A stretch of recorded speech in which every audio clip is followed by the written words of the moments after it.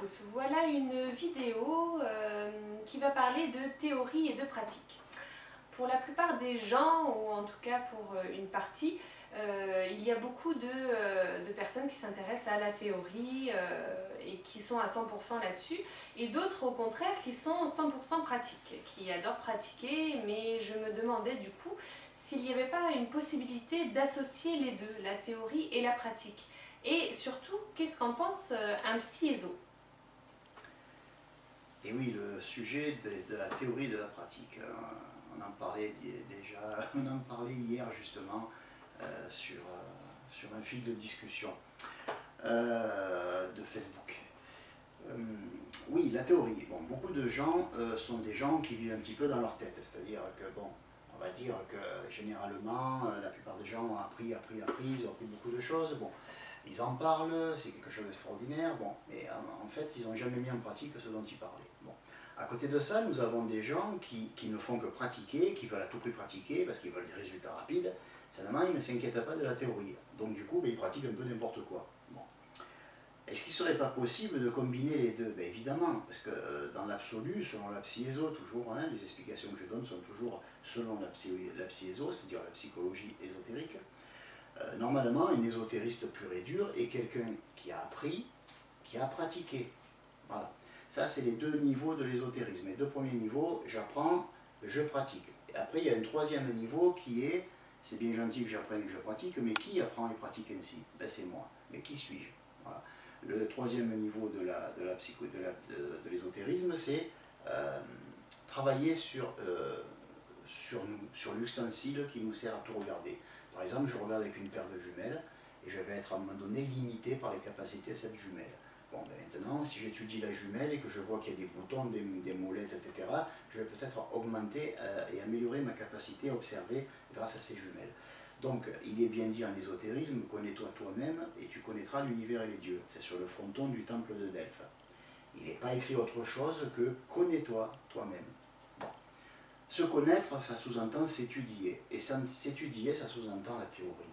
Voilà, parce qu'on ne peut pas étudier en pratique. Il ne faut quand même pas exagérer. Voilà. Donc je sais qu'actuellement, dans l'ésotérisme français ou dans la spiritualité française, il y a un petit peu des écoles. Et deux écoles qui s'envoient un petit peu à la gueule mutuellement. Oui, toi tu sais que la théorie, moi je pratique. L'autre il dit, ouais mais toi tu pratiques mais tu n'as aucune théorie. Bon, ça c'est navrant. C'est navrant parce qu'on dirait des gamins. Je ne vois pas en quoi il serait incompatible d'avoir beaucoup de théorie et d'avoir beaucoup pratiqué. D'ailleurs, les maîtres du passé, et j'en reviens toujours à eux parce que c'est important, pour moi ce sont des modèles, et ça nous permet d'avoir un petit peu des fils conducteurs et des garde-fous et de ne pas partir en cacahuète. Les maîtres du passé étaient des gens qui étaient très instruits. La plupart, quand on voit par exemple le maître Koutoumi, pour parler un des plus médiatisés, un des plus célèbres à part le maître Jésus, le maître Koutoumi a été à Harvard, il a fait les grandes écoles, donc c'était quelqu'un dans la vie où il était Koutoumi Lal Singh, il était à Harvard. Donc c'est quelqu'un, il y a encore son dossier qui est resté là-bas, il était dans les années 1800. Voilà. Donc la plupart des grands maîtres sont tous, sans exception, des gens très instruits. Donc des gens qui ont beaucoup étudié, beaucoup appris. Bon, évidemment, ils ont pratiqué, mais il arrive à un moment donné que si je ne sais pas ce que je dois pratiquer, j'aurai besoin de théorie pour comprendre. C'est bien, par exemple, de méditer, mais si on n'apprend pas, s'il n'y a pas la théorie de la méditation, il n'y aura pas la pratique. Alors, est-ce qu'il faut mettre la théorie en premier et la pratique en second? Non, pas nécessairement, on peut faire les deux choses en même temps.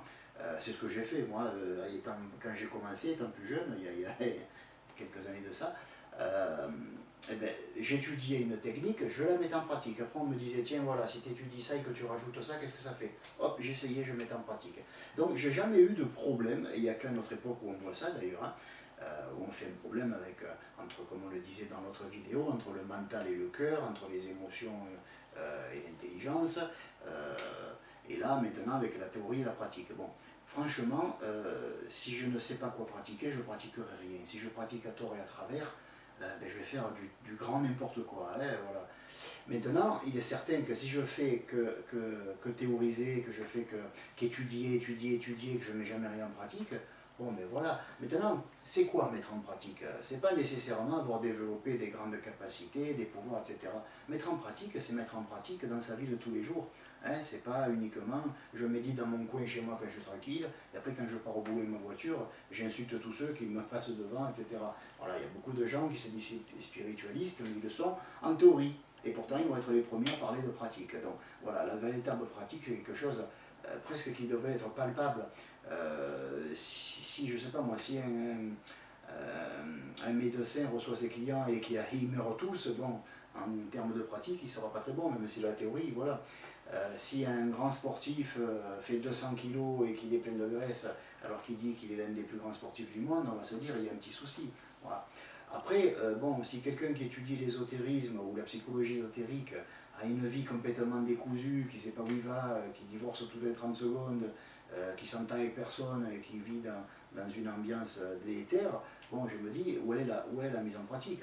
On est obligé d'avoir des ennemis, on est obligé d'avoir des problèmes à l'époque où nous vivons, mais quand notre vie est devenue une pelote de problèmes, je crois qu'alors là, oui, c'est le moment de se dire, je devrais mettre en pratique ce que j'ai étudié en théorie. A l'inverse, une personne qui a beaucoup pratiqué et qui se dit, bon, maintenant je fais quoi? J'ai l'impression d'avoir atteint un niveau, je n'aurai pas aller plus loin, c'est comme s'il y avait un plafond au-dessus de ma tête. Comment aller plus loin? Ben, tout simplement en apprenant comment aller plus loin, parce que tout s'apprend. Après, maintenant, appeler ça de la théorie, ça me paraît suspect, quoi. Voilà. J'aimerais savoir ce qu'il y a derrière la tête des gens qui sortent ce truc-là, parce que ça me paraît pas très sain. C'est comme si j'avais une intention cachée de vouloir cacher quelque chose, hein, tout simplement. Parce que quand on était à l'école, les gens sont allés à l'école. Il y en a qui sont sortis avec bac plus 1, plus 2, plus 3. Bon, ben voilà, bac plus 5 même.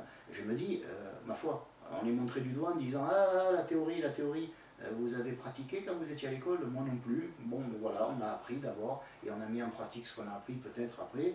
Et d'abord, on s'est rempli la tête de choses plus ou moins utiles d'ailleurs. Hein, voilà, et après, on a mis en pratique plus ou moins et des choses qui nous sont restées théoriques et qu'on n'a pas jamais pu pratiquer. Et je pense que les gens ont été tellement perturbés par ça, par la théorie qui servait à rien, hein, des choses qu'on a appris, comme la production en 1995 de l'Amérique au niveau du blé. Voilà, franchement, c'est des trucs qui ouf, voilà. Bon, je ne suis pas là pour critiquer l'enseignement, mais des fois on se demande qu'encore on apprenne la capitale de Madagascar, je veux bien, mais les productions des vaches laitières d'Amérique du Nord en 1998, ben je me dis que peut-être ça ne me servira pas immédiatement. Voilà. Bon, donc les gens ont beaucoup étudié, les gens ont beaucoup trop étudié, on leur remplit la tête. Il y a l'éducation, on leur a appris à obéir, à faire ceci, à faire cela. Alors dès qu'on leur présente quelque chose d'un peu théorique, ça y est, ils sont perdus, ils disent oh là là, non, encore. Mais finalement, ils sont obligés. La vie même est une théorie. Si on ne sait pas vivre, ben on n'a aucun savoir-vivre. Mais voilà, le savoir devrait non pas précéder l'expérimentation, mais devrait être concomitant, devrait être en même temps. On devrait apprendre une chose, par exemple, je t'apprends à méditer, tu médites. Je t'apprends à faire un son vocal ou un mantra, ben, si tu ne l'as pas appris, tu ne vas pas l'inventer, donc tu vas la pratiquer. Maintenant, si je te l'apprends, que tu ne le pratiques jamais et que tu les collectionnes, là oui, je dirais, tu as un souci. Maintenant, si tu ne fais que pratiquer, que tu pratiques n'importe quoi et que j'arrive, je te vois comme ça, je dis, oh là, il te manque un petit peu de théorie à toi. Voilà. Donc je pense qu'il serait temps que nous arrêtions là aussi les petits conflits minables et les petites piques à ce niveau-là. Une personne qui n'a pas la connaissance ne fera rien de bon. Et une personne qui ne pratique pas la connaissance qu'elle a reçue, fût-elle bonne, il n'aura rien de bon non plus. Donc dans les deux cas, théorie et pratique sont indissociables et ce n'est pas à nous de les dissocier, sachant que les grands maîtres du passé, ceux qui nous ont refilé la connaissance, ceux qui nous l'ont transmise, elle vient d'eux, nous sommes redevables quand même. Hein. Si on est né et qu'il y a la connaissance qui est là autour de nous, c'est parce qu'il y a des gens qui ont peut-être donné leur vie pour ça. Bon, les grands maîtres du passé étaient tous des gens très instruits. J'ai eu la chance de rencontrer dans cette vie des maîtres et même des grands maîtres, et croyez-moi, ils n'avaient aucun problème avec la théorie et ni avec la pratique. Voilà. Donc il ne faudrait pas que nous arrivions à diaboliser la théorie ou diaboliser la pratique, parce qu'un jour ça arrivera aussi quelqu'un qui sortira la meurie inverse. Voilà. Donc on a besoin de théorie, on a besoin de pratique, on a surtout besoin de savoir ce que nous faisons, et une fois que nous le savons, de le faire. Alors, si vous avez des questions sur ce sujet, n'hésitez pas à nous les envoyer par email. Merci et à bientôt.